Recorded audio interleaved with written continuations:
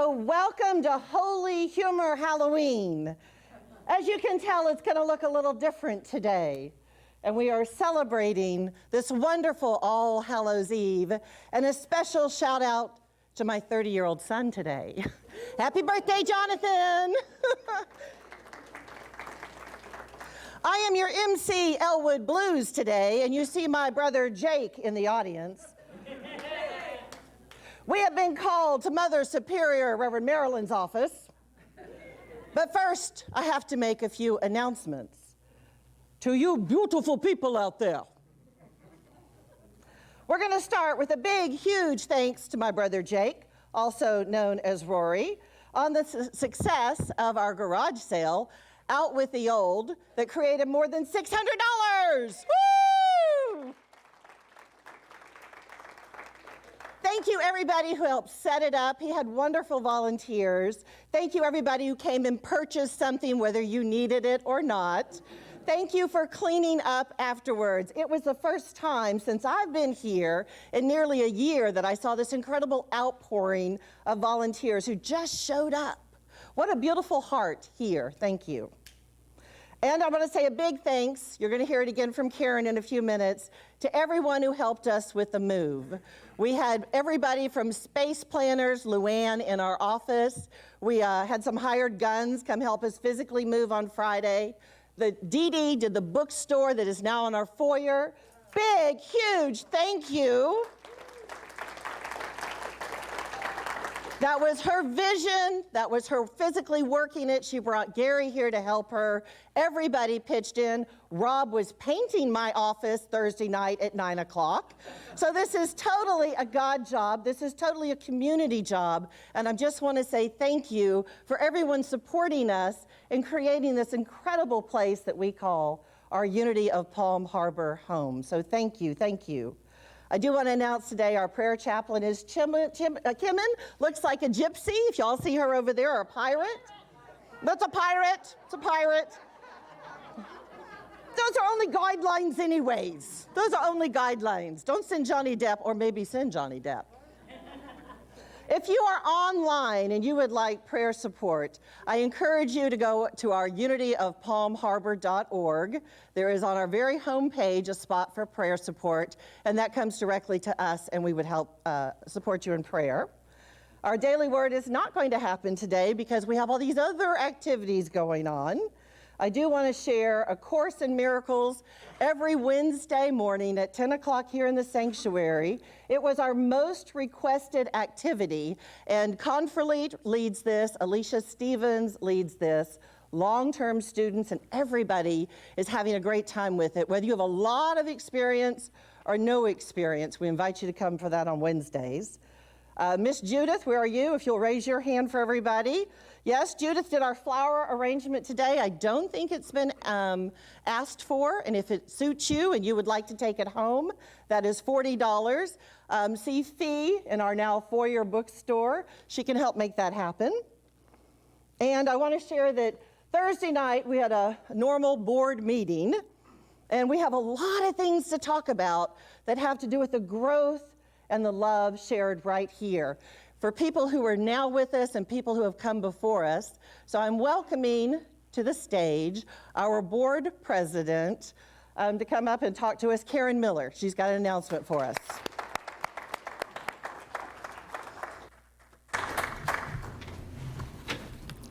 Well, it's a little hard to be the serious person on a day like this because when I look out at you, you're quite an audience, and you look great. And to those of you online, welcome on this Hallows Eve. I'm glad you could be with us.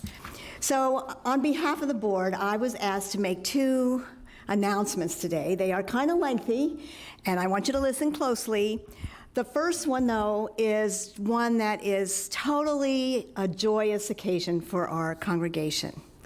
Because I want to let you know, first of all, that on September 28th, Unity of Palm Harbor received $250,000 in a check from the estate of Mrs. Margot Radke. Mrs. Radke passed away in July of 2020. And in August of last year, Reverend Bob was notified that UPH would likely be a recipient of up to 1/3 of the Radke estate. The attorneys for Mrs. Radke have been going through the legal process of settling this estate, which has taken many months. We were never certain of the amounts involved in that transaction. The $250,000 check that we received to date is partial payment of the final amount that Unity of Palm Harbor will get. And this amount could be as much as $600,000.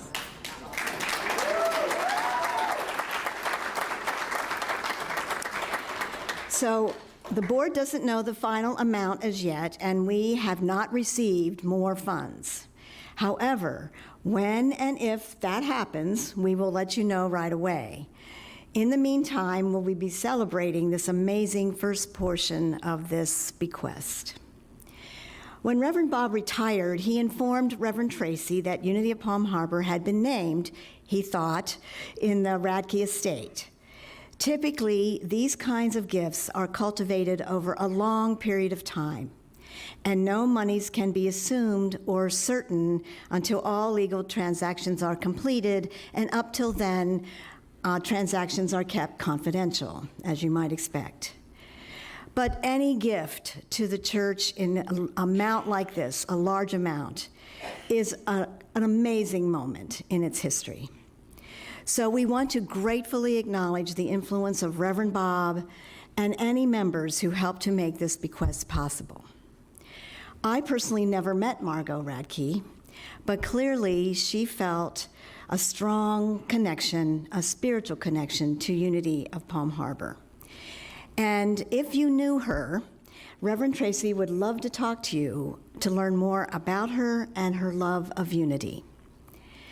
So the next step in such a financial process is that Reverend Tracey and Conferlee Carney, our church treasurer, will get advice from our investment advisor about the best way to invest this donation until our congregation determines what exactly we might want to do with this money.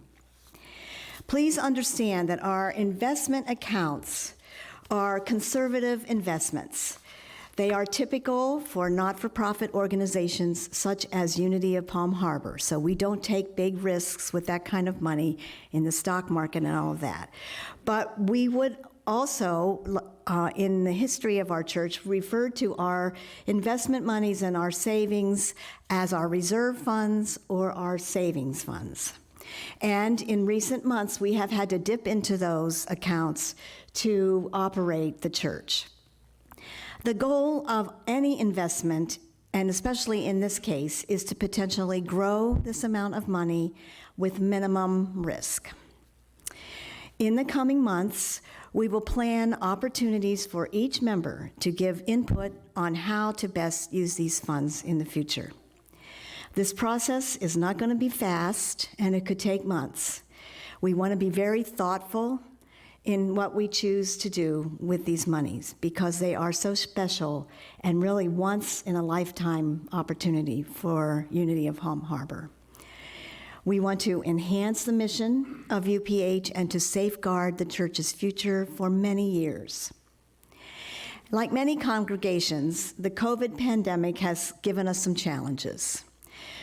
One of the things has been that we have experienced significantly decreased decreased contributions, and that has had a major impact on our finances.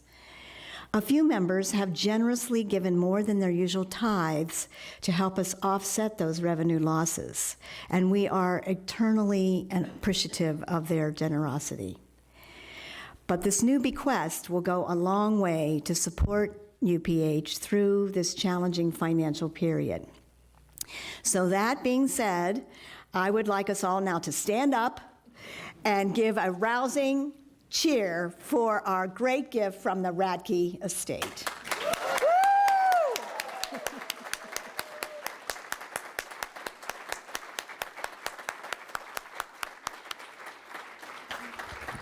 It's a thrill to receive that kind of money for any of us, but this is so wonderful. We will be following up in future months on ways to celebrate Mrs. Radke and this estate. But for today, we just wanted you to know about our first installment. So, now the not as much fun part. My second announcement is important, but certainly far less amazing. And that is that many of you are well aware that our education building across the way has several major environmental problems, to say the least. Over the years, the church has made significant and costly repairs to the roof, the flooring, the carpeting, the walls, and the duct system. But we still have major facility issues. During COVID, we have not opened this building for social gatherings after church and for other activities. And I think this has been really difficult for many of our members, as well as myself for sure, because we enjoy being together in person in social interactions, and we haven't been able to do that to the extent that we like. Also, our ministers and the church administrative secretary had offices in that building. So because of those growing concerns, you heard from the pulpit and in our newsletter that Reverend Tracey and the board decided to do some moves to mitigate that issue. One of the things that we did was to obtain a professional mold spore testing process, and that happened in July. The report that we received determined that this count for mold was too high, especially in some of the areas. So at that time, we undertook several mitigation steps to ensure that our youth education area was safe to be in. We obtained also at that time a cost estimate for how we would mitigate the mold concerns in 3 of the rooms that tested higher than healthy levels for mold. Remediation of the mold issues would cost us thousands of dollars. We filed a claim also at that time with our insurance provider to offset